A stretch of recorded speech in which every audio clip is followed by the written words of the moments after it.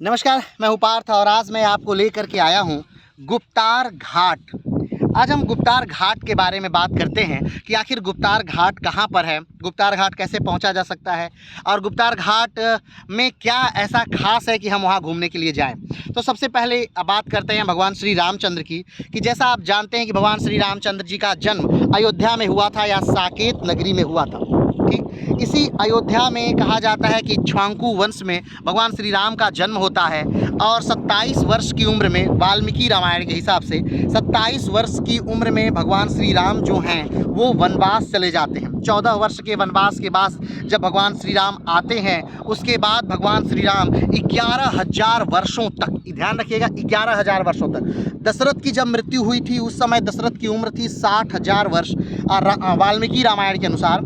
और जब राम अपना राज्याभिषेक होता है राम का, उस तब से ले करके और जब तक राम जल समाधि नहीं लेते हैं तब तक 11,000 वर्षों तक भगवान श्री राम अयोध्या पर शासन करते हैं। उसके बाद भगवान श्री राम जो हैं वो गुप्तार घाट में ही कहा जाता है कि जल समाधि लेते हैं। गुप्तार घाट की अगर बात करें तो गुप्तार घाट की दूरी जो है वो अयोध्या से लगभग 10 किलोमीटर की दूरी पर है। अयोध्या से लगभग 10 किलोमीटर की दूरी पर है गुप्तार घाट।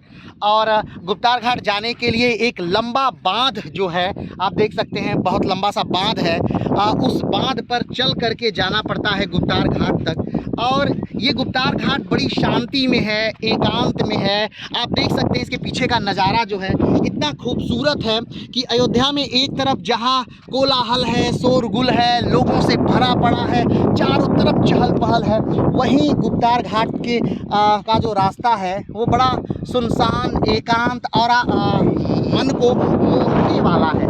तो जब भी आप कभी अयोध्या आइए तो अयोध्या के कुछ एक बेहतरीन स्पॉट्स हैं, जगहें हैं जो व्यक्ति नहीं जा पाता है या जानता नहीं है, इसलिए नहीं जाता है। उनमें से एक है गुप्तार घाट। उन्हीं में से है 5 जो जैन तीर्थंकर हैं उनकी जन्मस्थली, जैसे कि जो महावीर स्वामी हैं वो जैन धर्म के 24वें तीर्थंकर थे और आखिरी तीर्थंकर थे। लेकिन पहले तीर्थंकर जो थे वो ऋषभदेव थे और उनका जन्म यहीं पर हुआ था, यानी अयोध्या में ही हुआ था। अनंतनाग जो 14वें तीर्थंकर थे उनका जन्म भी अयोध्या में हुआ था। तो 5 ऐसे लोग हैं जिनका जन्म जो है वो अयोध्या में ही हुआ है।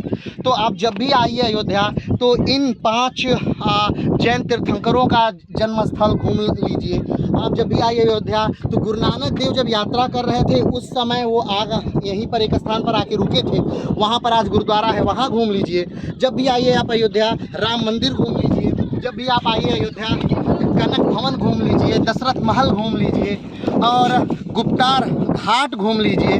और सबसे इम्पोर्टेंट बात, यहाँ पर आपको फैजाबाद में बहू बेगम का मकबरा भी मिलेगा। यहाँ पे आपको एक गुलाब बाड़ी भी मिलेगा। तो बेहतरीन नज़ारा है। अवध के नवाबों की नगरी रही ये अयोध्या। कभी सल्तनत काल के दौर में ये अपने चरम पर थी, फिर उसके बाद जब नवाबों का दौर आया तब फिर से अपने चरम पर रही, फिर एक ढलान इसने देखा, लेकिन फिर एक समय अभी ऐसा आया है जब फिर से अपने चरम पर ये नगरी जा रही है।